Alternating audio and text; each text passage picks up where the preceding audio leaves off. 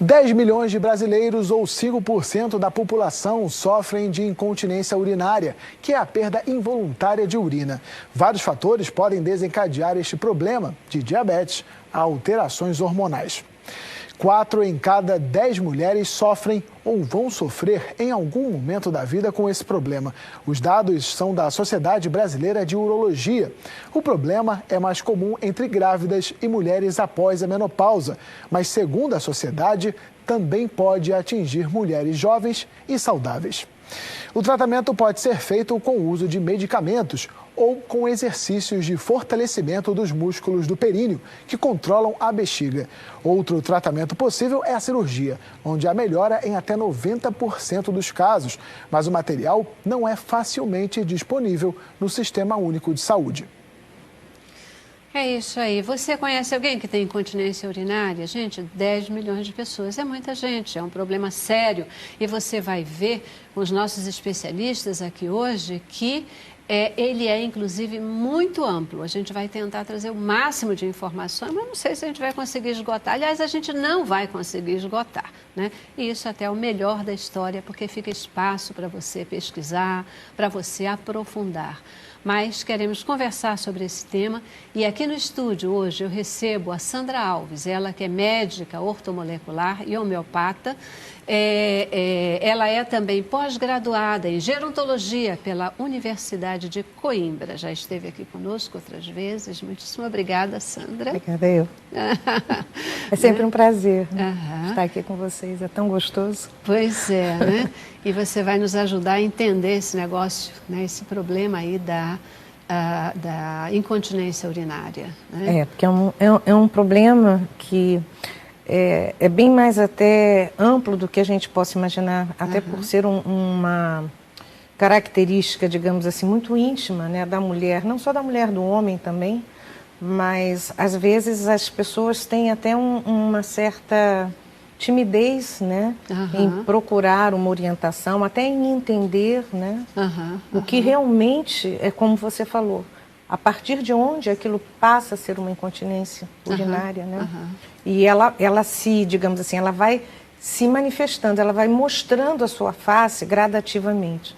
E quanto mais cedo a pessoa acordar, né, estiver alerta, porque aquilo pode ser o início já de uma incontinência e começar a atuar melhor. Então, vamos lá entender isso e explicar para o nosso povo, né, para o pessoal que está nos acompanhando hoje. Gente, só tem fera aqui no estúdio hoje, viu?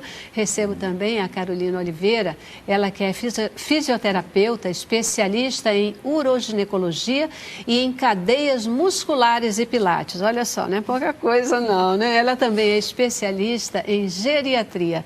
É formada pela UERJ. Muitíssimo obrigada por estar aqui com a gente. Eu que agradeço. Sua primeira vez com a gente aqui no Cabeça para Cima. Vez. Muito bom, né? Não é à toa que a gente só tem mulheres aqui hoje. A nos ajudar a entender aí sobre esse problema da incontinência urinária, certo?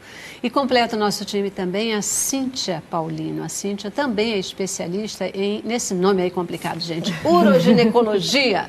E ela é fisioterapeuta respiratória e também fez curso de aperfeiçoamento no INCA, na área de ginecologia em oncologia. Né? Muitíssimo obrigada também por estar aqui com a gente. É a tua primeira vez comigo aqui na Cabeça também, né? Isso aí. É bom ter gente nova. Então, gente, me chama a atenção essa questão, né? 10 milhões de pessoas no Brasil com incontinência urinária, né? Esse é um número efetivamente significativo, é um número assim que já deve começar a preocupar o governo em termos de saúde pública ou não? Sim. E as pessoas ainda têm um tabu sobre esse assunto. As mulheres, principalmente, ainda têm muita vergonha. Até quando elas vão à consulta médica, é uma queixa que ela não relata. E os médicos, agora está começando, mas eles também não fazem essa pergunta sobre a frequência ou como vai a parte urinária. E a mulher também esquece, às vezes, de relatar. Então, quando a gente começa a conversar, você perde urina? Não. Aí você pergunta de novo, quando você tosse, você sente alguma coisa sair? Quando você pega um peso, aí ela começa, realmente, quando eu tuço, Às vezes eu sinto escapar alguma coisa. Às vezes eu tenho uma urgência de ir num banheiro e eu não consigo me segurar. Então, e quando você começa a esmiuçar, a paciente começa a relatar realmente a perda dela. Isso é uma coisa importante, Celeste, sabe por quê? Ao longo dos anos, né, eu já tenho uma experiência de alguns anos de carreira, né? E o que você percebe? Às vezes a incontinência não é aquela perda grande da urina. Às vezes é aquela pessoa que tem a vontade de urinar, ela consegue até prender, mas sai uma gotinha. Já é o início de uma incontinência. Vamos conceituar o que é essa coisa da incontinência urinária, né? A gente está falando aqui, você é isso mesmo, né? Mas o que é incontinência urinária? É simplesmente a perda de urina? Como é que é? Como que a gente pode conceituar? A incontinência urinária, o que acontece? Nós temos, a nível de períneo, principalmente a mulher, né? Toda sustentação é feita por uma coisa chamada assoalho pélvico, não é? Que são vários músculos, é complicado a gente dar nome e explicar, não é? É complicado porque são vários músculos e aquilo trabalha, digamos assim, no movimento de contração e relaxamento, com esfíncteres, né? Esfíncter, vou fazer o movimento para a câmera. Gente, o que é um esfíncter, né? É como se fosse um anel que ele contrai e relaxa. O movimento é esse. Contrai e relaxa. Não é? Então, vários fatores estão envolvidos nesse funcionamento. Desde você ter uma atividade física voltada para fortalecimento de musculatura perineal, até quantidade de colágeno dessas fibras, não é? Quantidade de elastina, que aí é uma coisa mais, digamos assim, funcional, mais celular, não é? Até a flacidez dessa musculatura, por obesidade, por diferentes, vários partos, né? Principalmente o parto normal, que a mulher faz um esforço, né? O trabalho de parto é aquele esforço para a expulsão do bebê. Isso pode, às vezes, levar a uma agressão neurológica, coisa que vai passando despercebido. Até chegar um dia que a mulher começa a sentir que ela já não consegue, digamos assim, contrair totalmente. Então, a incontinência urinária seria exatamente isso, uma disfunção, não é, da bexiga, da uretra e dessa musculatura envolvida, né, dentro do assoalho pélvico, que contém a pressão intraabdominal. Quando essa pressão intraabdominal se torna maior do que a capacidade dessa musculatura, dessa estrutura funcional de segurar, a gente tem como início a incontinência urinária, que tem vários graus, né? Tem incontinência urinária grau 1, grau 2, grau 3. Vamos já entender um pouquinho melhor, né, essa questão das diferenças dos graus. Não quer dizer que quando a mulher... eu nem vou só falar mulher, mas quando se começa a perder urina, até de uma forma involuntária, você estava falando, né, Carolina, de que tosse, aí... Sai uma gotinha. Espirra, levanta um peso, essa coisa toda. Então, isso já indica a incontinência urinária. Mas, Celeste, a gente também tem que entender o seguinte, a incontinência urinária na mulher, ela é diferente da incontinência urinária no homem. Né? A mulher, ela se dá desse jeito. No homem, não. O homem, ele não tem a incontinência urinária por uma flacidez da musculatura. Né? Ele tem uma incontinência urinária, geralmente, por um trauma, por um problema. E também eu quero frisar que não é só um problema higiênico, é um problema também social. Porque essa mulher que tosse e perde um pouquinho, ela já começa a ter vergonha de ir numa festa. E cada vez ela vai se isolando, aí começa... Fica deprimida, e é uma bola de neve. Então, a gente está falando que a incontinência urinária, ela não é exclusiva da mulher. Não. Ela pode acontecer no homem também. Crianças e pessoas com menos idade, porque a gente falou também que a prevalência dela acontece mais na terceira idade, mas pode acontecer em idade... Pode. E uma coisa importante, Celeste, que cabe a gente aqui, né? O seu programa alcança muita gente. Então, é uma possibilidade da gente alertar a população, porque às vezes a pessoa acha que é só uma gotinha.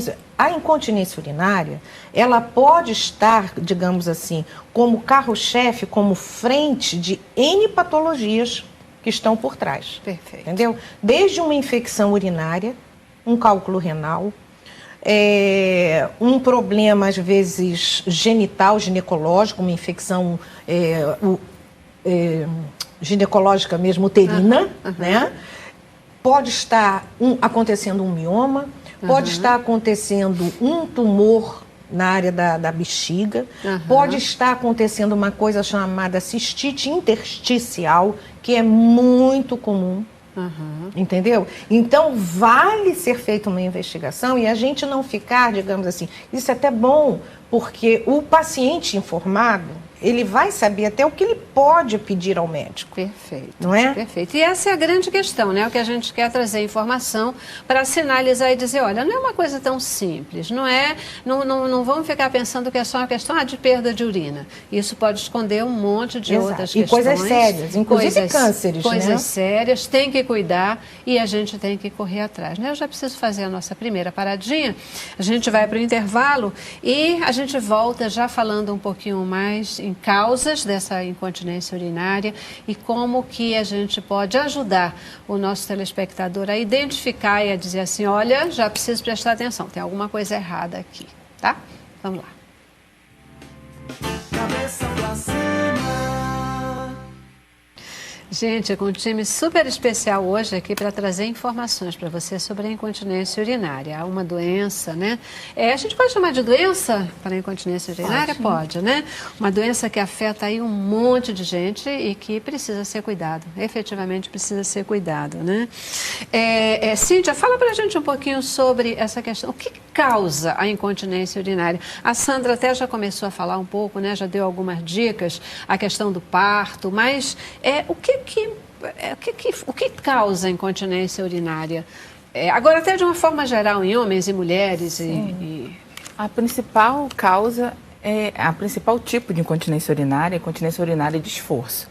É quando a pressão vesical ela excede a pressão uretral. Certo. Então, uma fraqueza da musculatura perineal, no caso da mulher, e o homem, ele dificilmente ele tem uma incontinência urinária. Porque ele tem uma anatomia privilegiada do que a nossa. Ele tem uma uretra maior. Então, o homem, normalmente, ele só tem incontinência urinária quando faz a retirada da próstata. Então, quando essa musculatura, a musculatura perineal não sustenta essa pressão vesical, aí nós temos a incontinência urinária. Agora, no homem, como ela falou, é mais difícil, mas é importante, Cíntia, a gente falar, porque hoje em dia a incidência de câncer de próstata é muito grande. É muito grande. Verdade. E isso, no homem, o retorno psicológico da incontinência urinária é muito grande. Pior que na mulher, não é? Porque o homem, ele faz a retirada da próstata, algumas vezes ele faz radioterapia, quimioterapia, também, que já são fatores agravantes, né? Porque levam uma certa lesão tecidual nessa região, nesse local. E isso faz com que ele perca essa capacidade, né? de contenção. Agora, o que é importante, eu peço até a Cíntia que fale, é o sentido de que há possibilidade desse homem trabalhar com a fisioterapia e fazer uma recuperação, né? Pelo menos parcial, que associada à medicação indicada vai levar a uma qualidade de vida bastante boa. Bacana. Né, Cíntia? Tá. Daqui a pouquinho a gente vai falar sobre a questão do tratamento. Então, segura aí um pouquinho esse tipo de informação. Eu queria ainda, antes da gente falar, né, sobre tratamento, cura, essa coisa toda, falar sobre os tipos. Você sinalizou que existem tipos diferentes de incontinência urinária. Como é esse negócio? O que acontece? A maior incidência realmente de incontinência urinária é a incontinência urinária de esforço. A gente tem uma musculatura que precisa ser forte e essa musculatura, como as meninas falaram, ela às vezes não está fortalecida. Então, a pessoa que tem um índice de massa corporal muito grande no abdômen, ela tem um aumento dessa pressão, uma musculatura fraca não segura. Pessoas que estão já na menopausa, que é o idoso, né? Ele tem uma baixa de hormônio e a nossa uretra, ela é ligada ao nosso estado hormonal e a nossa bexiga diminui muito de tamanho com a nossa idade. A complacência da bexiga diminui. A gente também tem... Então, isso tudo gera incontinência urinária de esforço. Tem a incontinência urinária por urgência, que é aquela vontade que a pessoa tem de urinar, dá uma urgência realmente, e ela não consegue segurar a urina. Na mulher, e a mista, que junta uma com a outra. Na mulheres, esses são os 3 tipos básicos de incontinência. Esforço, de urgência e a mista. E a mista. Na mulher e no homem? No homem mais é de esforço. Mais é de esforço mesmo que acontece, né? Ai, ai, por quê? Crianças podem ter incontinência urinária? Sim. Existe a possibilidade? Sim, existe a possibilidade sim, porque como a gente estava conversando no início, as causas de incontinência urinária podem ser múltiplas, né? Existe a causa, digamos assim, mais a nível de fortalecimento de musculatura, né? Que isso inclusive pode ser prevenido, né? E existem outras causas, as causas como infecção urinária, não é? Em crianças, às vezes, também a infecção, desculpa te interromper, mas assim, a infecção urinária, portanto, ela é um agente causador, ela pode ser um agente causador e aí... De uma incontinência transitória. Transitória, perfeito. Mas é uma incontinência, não é? E dependendo do tempo em que essa incontinência se manifeste, acaba gerando um certo desconforto e uma, se é que a gente possa chamar assim, né, Carolina, não sei, uma deseducação, talvez, de controle esfincteriano. A pessoa se habitua a ser tão, digamos assim, mobilizada a bexiga por um agente causador, né, que depois até você conseguir a reeducação desse esfíncter pode demorar. Não é? Em menina, é comum a gente ter algum tipo de parasitose que a fêmea coloca os ovos no perímetro ao redor do ânus. E pode haver uma migração para o introito vaginal, não é? E isso dá um desconforto, isso pode dar uma irritabilidade, não é? Que leva a uma incontinência periódica urinária, mas o que essa incontinência está mostrando? Que existe algum fator por detrás dela que precisa ser investigado. Pode ser uma infecção urinária, pode ser microcálculos renais, porque criança também apresenta isso, né? Calculose renal, não é? Pode ser um problema de parasitose, pode ser prisão de ventre, né? Um intestino obstipado, baixa ingesta de água. Isso é comum, às vezes, em criança e em idoso, né? O idoso, ele tende a ingerir pouca quantidade de água, né? Então, ele já tem um ressecamento da mucosa uretral, porque, como a Carolina falou, essa região toda de períneo, ela tem como origem embriológica um mesmo tipo de tecido. Então, esse tecido, ele é hormônio dependente, ele é estrogênio dependente. Com a terceira idade, digamos assim, quando a gente entra na maturidade, na menopausa, a mulher começa em climatério, ela já começa a sentir um desconforto, né? E vai só, digamos assim, agravando à medida que os anos passam. Né?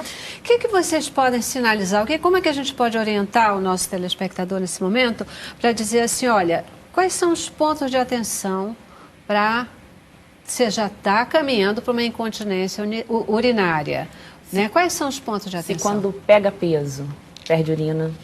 Se quando tosse, perde urina.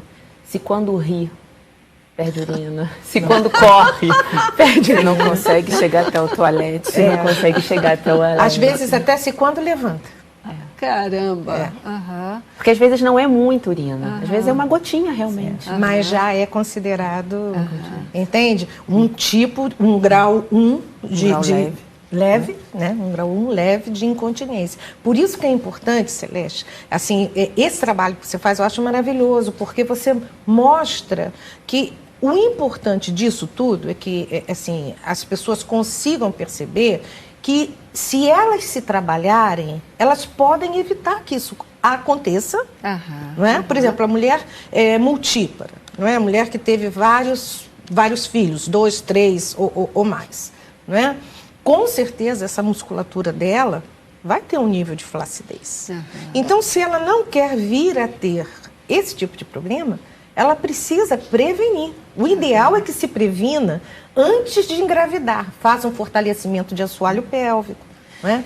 Então, e aí a pessoa diz, bom, eu estou nesse negócio, eu rio, tenho que prestar atenção nessa, eu não posso rir, não posso levantar, não posso fazer peso, não posso, né? Está acontecendo alguma coisa, estou perdendo urina, então eu já tenho que buscar ajuda nessa história. Há algum movimento, algum tipo de ação que a pessoa possa fazer independente do médico, ou a orientação é mesmo procurar um médico já e a primeira começar orientação a tratar? é procurar um médico.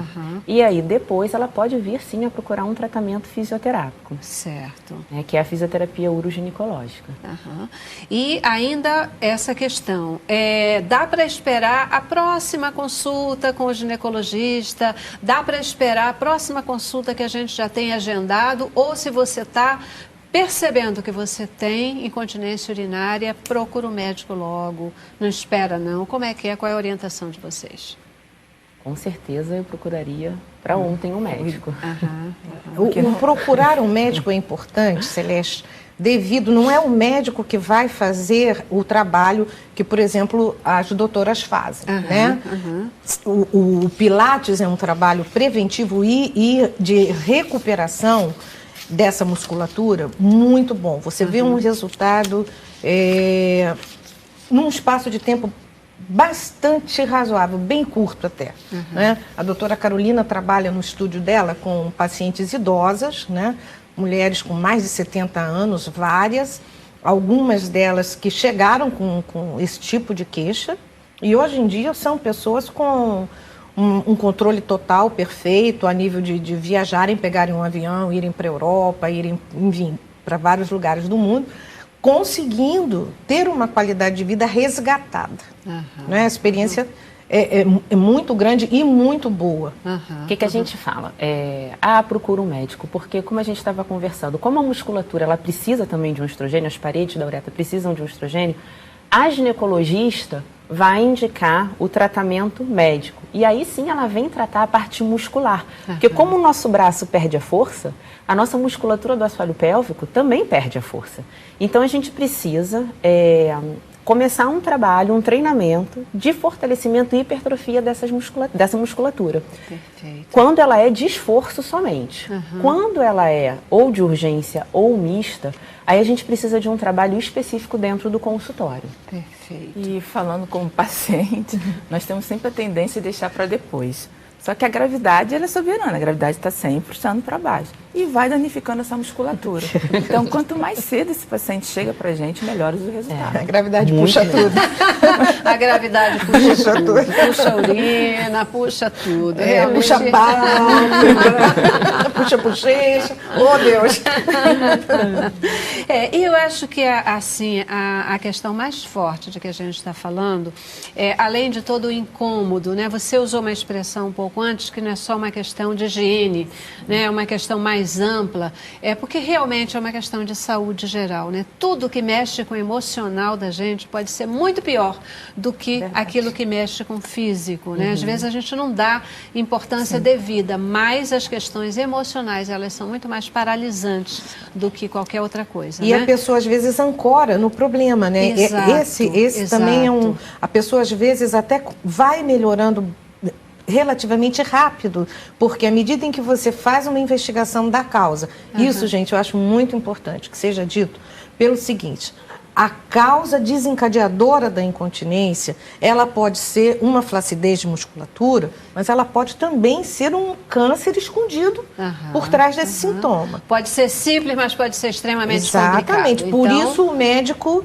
a função do médico nessa história toda, né, é a busca da causa, né, a prescrição da medicação quando necessária, no caso, como a doutora Carolina falou, do uso de um creme vaginal, local, para poder melhorar aquele tônus, né, hidratar, porque o que acontece? A mucosa, tanto da vagina, do canal vaginal, como da uretra, como da bexiga, como elas derivam de um mesmo tecido embriológico, são dependentes de estrogênio.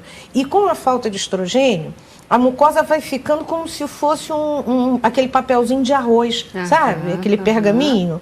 Aquilo vai ressecando, ressecando, ressecando. Aí gera um desconforto, facilita infecções urinárias, né? Porque está tudo desprotegido, digamos assim. Perfeito. Mensagem principal, portanto, tem que cuidar.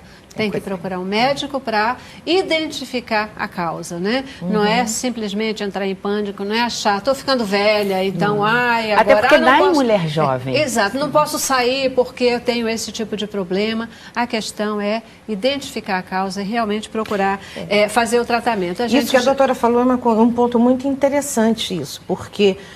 dá em mulher jovem, dá em mulheres que têm alterações de glândulas, né? Às vezes uma disfunção de tireoide, alguma coisa que mobilize com a concentração estrogênica no sangue, vai fazer com que uma mulher de 30 e poucos anos, 40 anos, fora da idade menopáusica ainda, venha a apresentar.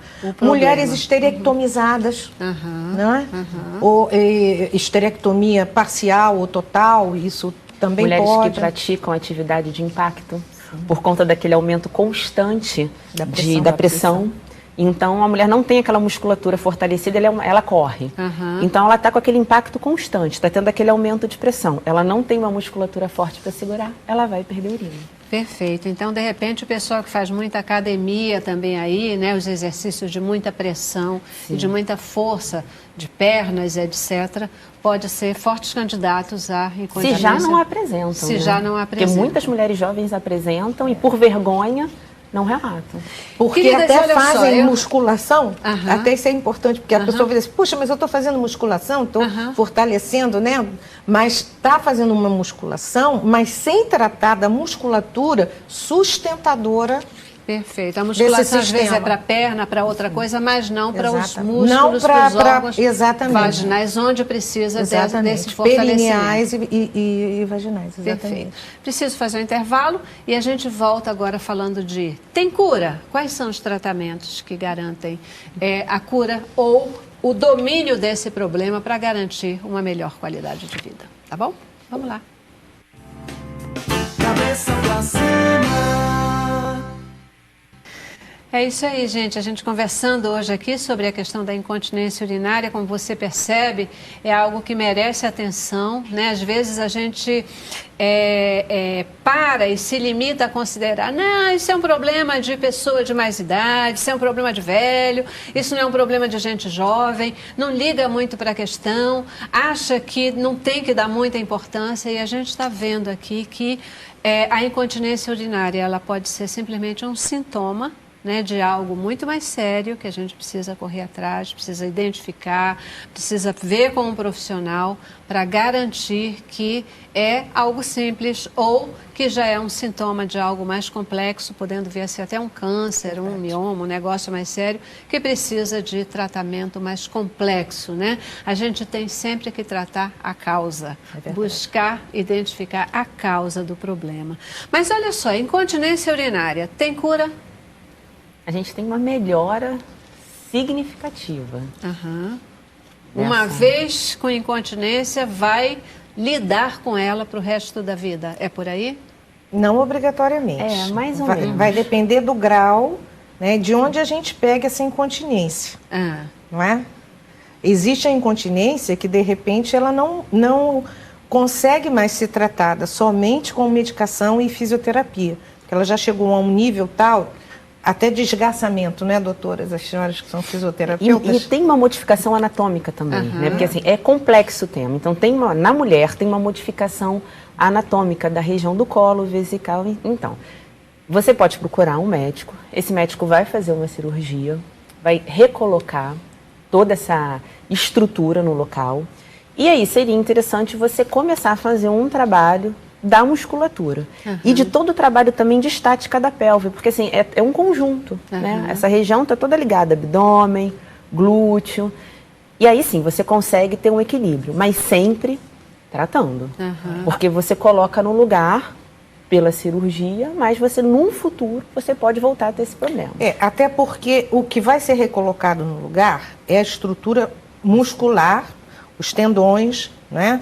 É feita toda uma recuperação digamos assim, desse assoalho, né? Como se fosse uma rede muscular. Esse assoalho fica ali, é reestruturado, é colocado no lugar, é tracionado.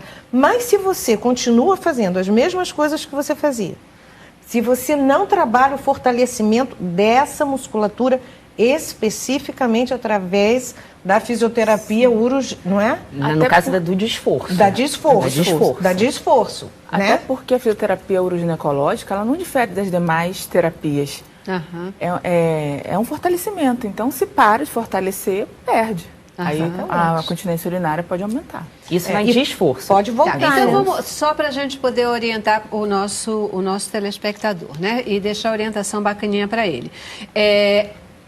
A incontinência, ela pode ser transitória, às vezes por uma questão de uma infecção, etc., que tratar dessa infecção, ela acaba, vai ser curada, não tem problema nenhum.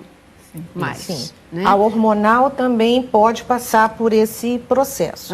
Ser transitória e a pessoa vai fazendo uso, né? E existem aqueles níveis que são tratados com medicação e com a fisioterapia, né? E existe aquele nível que chega à cirurgia, mas que para que essa cirurgia se mantenha, digamos assim, equilibrando aquele sistema, vai precisar da manutenção com a fisioterapia. Isso. A cirurgia, ela suspende, ela coloca na posição anatômica correta, mas ela não fortalece a musculatura. Não fortalece a musculatura. É uma plástica? Perto disso. Só que interna. Porque, na realidade, quando a gente vai estudar anatomicamente o processo de incontinência urinária, tem alguns tipos de incontinência geradas até como se fosse por uma espécie, entre aspas, de hérnia da bexiga, né? A bexiga, ela tem diferentes... Ela sai da posição dela. Ela sai da posição. Então, dependendo da parte da bexiga que saia da posição, você vai ter um tipo diferente de incontinência urinária, né? Como Isso é que muito você trata a interessante. incontinência urinária? Fortalecimento da musculatura do assoalho, quando ela é de esforço, fortalecimento da musculatura do assoalho pélvico, que são exercícios que a gente utiliza. Quando ela é de urgência, a gente trata com eletroestimulação local, vaginal, que a doutora Cíntia vai explicar, e com atividade física. Doutora Cíntia. Sim, essa a eletroestimulação, então, dá uns estímulos para diminuir, porque o que acontece na incontinência de urgência? No momento que a bexiga está em fase de enchimento, que ela deveria ficar quietinha, por algum motivo, ela contrai. Ela começa a contrair. Então, a pessoa não estava esperando, a pessoa tem essa perda urinária. Então, através da eletroestimulação, com uns parâmetros corretos, diminui. Apesar também que a eletroestimulação pode ser usada também para fortalecimento. Porque algumas pessoas têm muita dificuldade em contrair essa parte perineal. Até uma forma... Fica tão fraca a musculatura que a pessoa não consegue contrair. Ela não entende. Você faz o exame, contrai, a pessoa não sabe. Perfeito. Então você precisa entrar com essa estimulação no local. Então, basicamente, o tratamento com exercícios sempre para fortalecimento dessa musculatura. Independente de que mais você faça. Você pode tomar o medicamento, que às vezes é necessário, vai ajudar muito. Mas se você não trabalhar o fortalecimento, porque aquilo é como eu expliquei para você, literalmente é isso, ó, gente. Ó. Toda a parte pélvica, né, toda a parte abdominal, ela vai se apoiar nessa base aqui. Que são os músculos, não é? Então, com o passar do tempo, as mulheres multíparas, como as doutoras falaram, determinados tipos de atividade física que aumentam a pressão intraabdominal, mas não fortalece a musculatura perineal, não é? Tudo isso vai obrigando, digamos assim, o organismo a ir se fragilizando nessa região. Portanto, tem essa história, você procura o médico para identificar a causa, né? Muitas vezes tem um outro problema que precisa ser cuidado, né? Esse problema será cuidado, se for o câncer, se for o mioma, se for a infecção. Até uma prisão de ventre. Até uma prisão de ventre, toda essa coisa, isso tudo vai ser cuidado, mas precisa também, além de resolver essa causa, cuidar da musculatura. Exatamente. Através dos exercícios ou através da Eletroestimulação. Também temos a terapia comportamental, que damos orientações também para esse paciente, orientações sobre constipação, alguns alimentos, porque não adianta nós fortalecemos a musculatura e essa pessoa ficar fazendo força para evacuar, aumentando a pressão abdominal. Algumas bebidas são irritantes vesicais, então pelo menos diminuir que tipo a ingesta. De bebida que é irritante? A cafeína, principalmente, bebidas gasosas. Café, chá, refrigerante. Aí, pelo menos, para misturar um pouquinho com leite.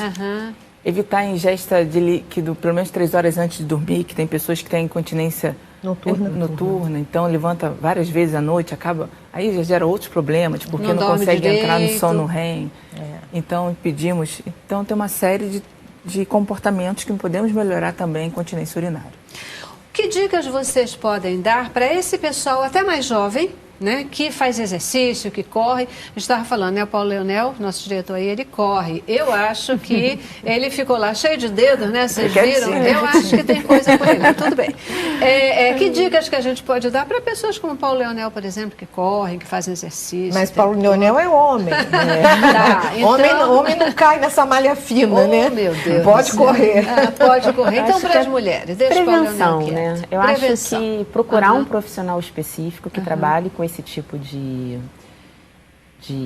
atividade específica para poder começar a fazer um trabalho de fortalecimento dessa musculatura. A gestante, a mulher que quer engravidar, ela pode começar a se preparar, porque às vezes a incontinência que a mulher tem após o parto é transitória, ela vai embora, mas com o tempo ela pode bater e aparecer. Carolina, e as mulheres que já tiveram filho, já teve o primeiro filho, etc., mas nem tinha se ligado nisso, nem tinha imaginado que isso pudesse começar a mexer nessa musculatura, enfraquecer a musculatura, mas pretendem ter mais filhos. O que elas devem fazer? Como se cuidar? Como prevenir? Para que a incontinência não chegue. Procurar uma atividade física que trabalhe o seu corpo como um todo, como exemplo do Pilates. Porque o Pilates ele tem como pilar assim, de trabalho essa contração, esse fortalecimento dessa musculatura. E ele trabalha muito com a estática da pelve também. Então ele vai gerando uma harmonia nessa região que propicia a mulher engravidar, não ter esse problema, envelhecer sem desenvolver esse problema, entendeu? Tendo uma qualidade de vida por longos e longos anos. Uma coisa importantíssima, a incontinência urinária não tem a ver com a velhice. Porque tem esse mito, né? Esse mito. Exato. Não, tô ficando velho. Não, não faz parte. Até porque eu tenho muitas alunas no Pilates de idade, 89, 90 anos, que não têm incontinência urinária. Podem espirrar à vontade. Isso aí não tem a ver com a velhice, tem a ver com a estrutura física do corpo, disfunções. E algumas até, interessante você ter falado isso, porque existem algumas incontinências que elas são de tendência genética, né? Eu estudando até para vir, exato, porque tem mulheres, assim como a gente vê pessoas que têm naturalmente uma musculatura, um tônus bom, tem outras que são muito flácidas. Perfeito. Né? Então, essas têm uma tendência com maior facilidade. É isso aí, gente. A gente conversando com você, né? Conversamos hoje sobre a questão da incontinência urinária. Esperamos ter trazido aí informações importantes e que você fique ligadinho e cuide. Não deixa para lá, não. Percebeu que tem o problema, corre atrás e cuida, porque é assim que a gente vai efetivamente conseguir o resultado. Né? Uma última pergunta para vocês. Isso pode ser tratado pelo SUS? Sim. Pode. Tem hospitais, são poucos, mas tem alguns hospitais que oferecem esse serviço. Então, pediria um encaminhamento para o médico responsável e entra um sistema XREG, aí faria a inscrição pelo XREG. Perfeito. Inclusive as cirurgias, né? Dos outros problemas, eles poderão ser... A única coisa que não é oferecido pelo SUS é esse trabalho com o Pilates, porque é uma coisa mais sofisticada. Perfeito. Praticamente são 3 alunos só, né? 3 pacientes por turma. Agora o resto todo de fisioterapia, cirurgia, medicamento, essa parte toda. O SUS pode oferecer. Inclusive os exames, né? Que a gente não falou, mas toda essa investigação passa por ultrassonografia, exames de urina, às vezes tomografia, urodinâmica, né? O processo estúdio. de identificação. Bom saber que mesmo aquelas pessoas que não têm a condição de pagar, elas podem ser atendidas pelo nosso Sistema Único de Saúde, né? Queridas, obrigadíssima pela presença, pela participação de vocês aqui com a gente hoje, tá bom? Que Nós Deus é que abençoe. agradecemos. Que Deus abençoe muito você e a equipe toda. É Obrigada a isso aí. vocês. O trabalho de vocês Obrigada, é diretor. é muito importante mesmo.